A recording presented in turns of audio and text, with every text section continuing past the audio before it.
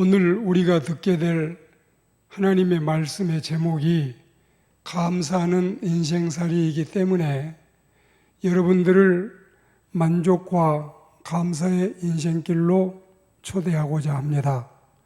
그래서 우리가 하나님의 말씀에 들어가기 전에 포괄적으로 만족과 감사의 삶을 상기시키기 위해서 과거 역사로 우리가 먼저 흘러가 보겠습니다.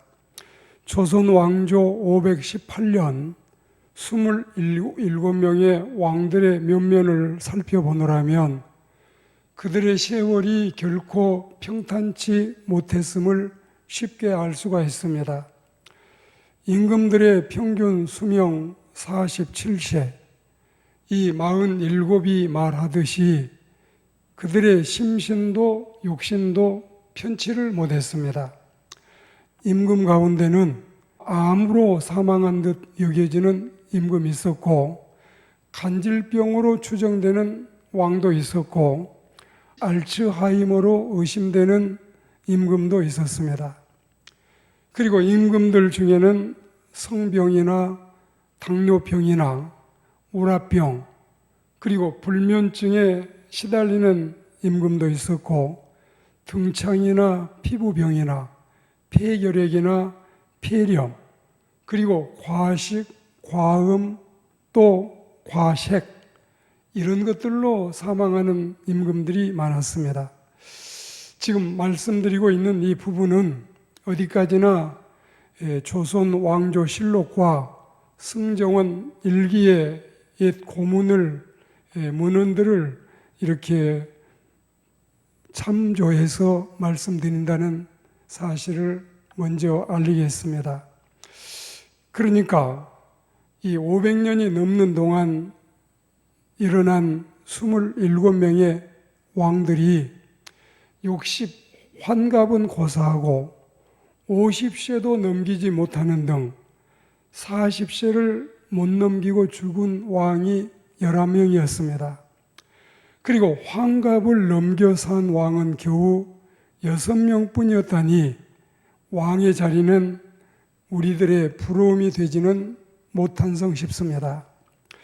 그리고 이 임금들의 단명의 원인을 대략 한 8가지 조사를 보면, 첫째는 당시 그 시대의 의학의 한계가 있었다. 이게 이제 원인이 되고, 두 번째는 임금 자리라는 게 너무 힘든 자리 탓이 있었고, 세 번째는 과다한 스트레스, 그리고 네 번째는 선천적으로 유전되어 오는 유전병, 다섯 번째는 독살로 인한 사망, 여섯 번째는 이 지나친 음주가 수명을 단축했다. 그리고 일곱 번째는 과다한 영양을 섭취해서 그것으로 인해서 이 성인병으로 죽음을 맞이하고, 그리고 마지막 여덟 번째는 문란한 성적 일탈 행위 등이 임금의 수명을 짧게 했습니다. 자, 그런데 이채로운 것은 이 임금님 자리 왕자에서 물러나서 빨리 자리를 벗어난 경우에 태조는 10년을 더 살아서 73세를 살고, 정종은 19년을 더 살아서 62세를 살고, 광해군도 쫓겨난 왕이지만 쫓겨나서도 18년을 더 살아서 67세까지 살았습니다. 그런데 오늘 말씀을 드리고자 하는 요지는 여기에 있습니다. 이렇게 가련한 임금들 같지 않고 왕족 가운데 기억할 만한 한 사람이 있습니다. 그가 누구냐면은 태종의 둘째 아들이고 세종대왕의 바로 손 위의 형인데, 그 사람의 이름이 효령대군입니다. 이 효령대군의 선산에 우리 가족묘를 꾸며 놓은 부분이 있어서 제가 이 효령대군을 익숙하게 이해를 하고 있습니다. 자, 그런데 이 효령은 말이죠, 자기 아버지도 왕이었어요. 그리고 손 아래 동생도 이 세종이나 문종이나 수양이나 세명이 왕이었어요. 또 자기 조카도 왕이었어요. 이렇게 가정에 왕들이 즐비한데도 불구하고 효령대군은 권력의 탐심이 없었습니다. 유유자적하게 살았습니다. 이런 온화하고 평온한 성품을 가지고 감사하고 만족하고 지족하며 살았습니다. 그러니까 이런 성격 때문에 태조와 정종, 태종, 세종, 문종, 단종, 세조, 예종까지 태정, 태세, 문단세에 이 효령대군은 임금 8명이 죽어나갈 때 동안까지 무려 91살을 살면서 왕실의 어른 대접을 받고 행복하게 세상을 살다가 떠나갔다는 역사의 기록을 여러분에게 소개합니다. 자, 우리 인생들이 기쁘게 행복을 누리며 복되게 사는 것이 바로 하나님의 뜻입니다. 그리고 우리 인간들에게는 매사에 감사하고 만족하고 또 기쁘고 즐겁고 유쾌하게 사는 생활이 이 또한 은총의 삶이요 복스러운 삶이 아닐 수가 없습니다. 하나님은 우리 인생을 향해서 기대와 바람이 있는데 인간이 이렇게 행복하게 사는 거, 평안하게 사는 거, 유유자적하며 즐겁게 사는 것을 원하십니다. 그러나 우리가 불평하고 투정을 부리고 원망하고 사는 것, 권력의 탐심을 가지고 지나치게 세상 욕심을 가지고 사는 것은 하나님의 뜻이 될 수 없고 하나님은 이런 짜증꾼 인생들을 좋아하실 리가 없습니다. 그런 중에도 감사심은 하나님의 백성들에게는 더욱 두드러진 표시나는 성숙한 삶의 태도인 것입니다. 믿지 않는 조선시대의 왕들도 믿지 않는 불신자들도 이렇게 만족하고 감사하고 사는 게 그들의 행복이었다면 하나님을 믿고 사는 우리 신앙인들의 삶이야 말해 뭘 하겠습니까? 날이면 날마다 달이면 달마다 일생을 그렇게 감사하고 만족하며 살아가는 것이 우리의 습관이 되고 우리의 체질이 될 때 이는 곧 가장 복스러운 일이고 무척이나 바람직한 신앙인의 모습이 아닐 수 없습니다. 첫째로 감사는 하나님께 영광 돌리는 지름길입니다. 이 지름길은 첩경도 되고 정도도 되고 바른 길도 되기 때문에 감사 생활이 인생을 가장 우아하게 아름답게 그리고 자신을 행복하게 하나님께는 더없는 영광을 돌리는 일이 되겠습니다. 두 번째는 진정한 감사 생활은 매사에 감사하는 것입니다. 구분하지 않고 천만사를 만족하게 당연하게 받아들이고 감사할 수 있다면 그는 이미 성숙한 인격의 소유자인 것입니다. 세 번째로 감사 생활은 내 인생을 참된 행복으로 끌어올린 것입니다. 감사하지 않으면 행복을 누릴 수 없지만 감사하고 만족하면 우리는 행복에 도달할 수가 있습니다. 네 번째로 감사하고 살면 또 만족하고 살면 계속해서 하나님의 지속적인 은총을 받아 누리며 살 수가 있습니다. 그래서 예물 중에 가장 고귀한 예물은 하나님께 감사하는 것이고 기도 중에 가장 복스러운 기도는 하나님께 감사하는 것이고 신앙 중에 가장 성숙한 신앙 또한 하나님께 감사하는 것입니다.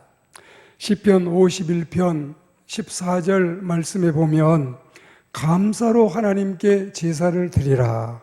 그리고 51편 23절에 보면 감사로 하나님께 제사를 드리는 자가 하나님을 영화롭게 하리라고 하나님께서 말씀하셨습니다. 하나님은 감사자의 신앙을 높이 평가해 주십니다. 우리의 감사 생활이 하나님을 한없이 영화롭게 합니다.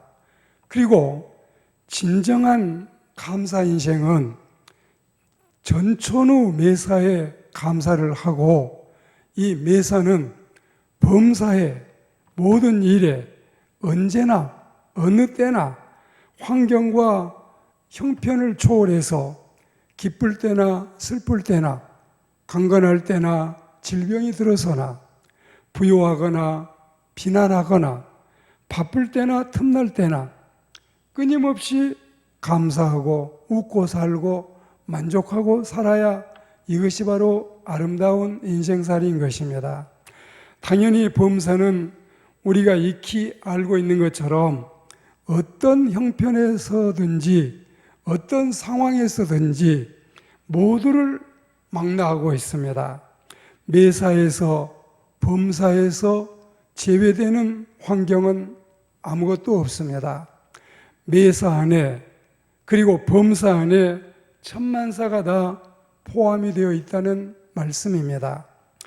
순교의 제물이 된 이 성 보니페이스는 뜨끈뜨끈 녹아 넘실거리는 난물을 그의 입에 부으려는 찰나에도 주 예수 그리스도 살아계신 하나님의 아들이시여 당신께 감사합니다. 이게 그의 최후의 기도, 그리고 이런 성스러운 기도를 드리고 장엄한 순교의 길을 갔던 것입니다. 그리고 이 악성 베토벤은 죽음 앞에서 뭐라고 했을까요? 오랫동안의 고통과 수고로운 인생 여정을 끝나게 해주신 하나님께 감사를 드립니다. 이게 베토벤의 유언이었어요. 이런 유언을 남기고 아름다운 인생길을 마치고 갔던 것입니다. 감사는 내 인생을 행복으로 안내하는 가이드 역할을 합니다. 그리고 이 행복과 불행은 결코 환경이 결정지어주는 것이 아니라 자기에게 주어진 운명을 당당히 받아들일 자세가 되어 있고, 그것을 감수할 수 있는 인격이 되어 있고, 그런 사람이 지극한 행복에 이르는 지름길로 우리를 인도하는 이 복을 감사자가 받을 수 있습니다. 그리고 이 슈바이처는 우리에게 감사의 인생의 이 은총을 누누이 말씀했는데, 감사가 왜 인생에게 행복을 주는가? 실로 하나님이 내 하나님이 되시기 때문에 그러하다는 사실을 성경도 슈바이처도 고백하고 우리에게 소개하고 있습니다. 지금 내가 현재 받은 축복을 깨닫고 감사할 줄 아는 사람은 그 축복을 지속적으로 받아 누릴 수가 있습니다. 그리고 감사가 없으면 받은 복도 헛되게 하고, 받은 복도 빼앗기게 되고, 받은 복도 누리지도 못하고 말게 되는 것입니다. 탈무드에 보면 이런 교훈이 있어요. 참된 인생의 지혜자가 누구냐? 모든 경우에 배우려고 하는 자다. 참된 강자는 인생 가운데 누구냐? 자신을 조절할 줄 아는 자다. 그리고 참된 부자, 진정한 인생의 부자는 누구냐? 가진 것에 만족하고 감사할 줄 아는 자다. 이렇게 탈무드에서 우리에게 가르치고 있습니다. 그러니까 범사에 감사하는 자가 진짜 부자요, 진짜 행복한 사람이요, 또 진짜 강한 사람이라는 사실을 우리는 충분히 알 수가 있습니다. 오늘 저는 이 감사는 인생살이 말씀을 매듭하면서 이 예화를 여러분에게 드려서 여러분들이 세상을 살아가면서 가끔씩 생각나서 여러분의 삶에 유익이 됐으면 좋겠습니다. 자, 세계 제1의 명성을 지닌 세계적 코미디언이 있었는데 지역을 순회하며 공연을 하던 도중에 어느 한 도시에 공연이 예정되어 있었습니다. 그래서 이 희극 배우는 하루를 앞당겨서 그 도시에 가게 됐는데 그 하루를 앞당긴 이유가 여기에 있었습니다. 그 도시에 가면 세계적인 유명 병원이 있고 또 그 병원에는 유명한 의사, 정신과 의사가 있기 때문에 그러했습니다. 자신이 마음먹은 대로 이제 하루를 먼저 그 도시에 도착해서 정신과 의사를 만나서 상담을 하게 됐습니다. 그리고 이 사람이 정신과 의사에게 묻기를, 선생님, 저는 인생에 목표가 없습니다. 당연히 생의 목표가 무엇인지도 모른 채 살아왔습니다. 그리고 곧 생을 포기하고 자살하리라는 심한 충동도 가지고 있습니다. 저는 어떻게 하면 좋을까요? 어떻게 하면 제 병을 치료할 수 있겠습니까? 이렇게 질문을 했는데 그때 이 환자 앞에 마주 앉은 의사는 심각한 비관주의나 허무감 그리고 우울증에 사로잡혀 있다는 것을 직감하고 현실적인 처방이라고 할까요? 그냥 단순하게 이런 말로 접근을 해보았습니다. 선생님, 마침 이 도시에는 내일부터 일주일간 베르나르라는 유명 희극 배우가 와서 특별 공연을 한다고 합니다. 자, 너무 걱정하고 근심하며 살지 마시고 이번 기회에 이 공연장에 가서 희극 공연을 관람하면 곧 좋아지고 기분도 풀리고 또 병도 나을 수 있습니다. 이렇게 정신과 의사가 이제 상담에 답을 한 거지요. 그러니까 이제 이 사람이 다시 입을 열어 말하는데 이렇게 합니다. 아, 그렇습니까? 그렇지만 제가 바로 그 공연을 하기 위해서 온 베르나르입니다. 이 말을 들은 정신과 의사는 어안이 벙벙하지 않을 수 없었습니다. 정작 세계적인 희극 배우는 병을 고치려고 자기의 그 심각한 자살 충동까지 느끼고 있는 병을 고치려고 정신과 의사를 찾아왔고 정신과 의사는 처방을 한다는 것이 그 공연장에 가서 좀 웃고 떠들고 마음을 풀고 그리고 고쳐보라고 하는 이런 두 사람의 대화, 여러분은 어떻게 듣고 계십니까? 자살자의 대부분의 동기가 첫째는 고민이고 둘째는 고독이라고 합니다. 고민과 고독이 인간을 죽음으로 이끌고 있습니다. 여러분, 미워도 한 세상, 고와도 한 세상, 우리는 마음을 달래며 웃으며 살자는 노랫가락도 있지 않습니까?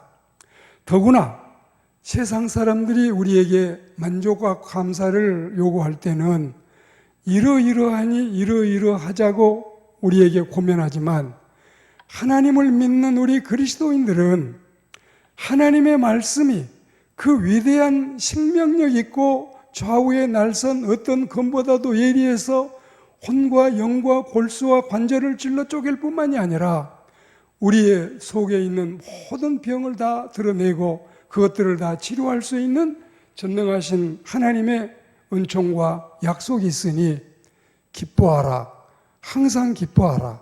범사에 기뻐하라. 아무것도 염려하지 말고 모든 일에 감사와 기도로 하나님께 아뢰라. 그리하면 하나님의 평강이 너희 모든 생각도 지켜주시고 너희에게 기도도 응답해 주시고 더 많은 기쁨과 은총의 길로 인도하시리라. 이런 마음의 신앙 고백을 가지고 감사하는 인생들이 되시기를 소망하고 바라면서 여러분들을 만족과 감사의 인생길로 초대해서 이 말씀을 드립니다. 아무쪼록 하나님의 은혜 속에 행복한 우리의 나날이 되기를 주의 이름으로 축복합니다.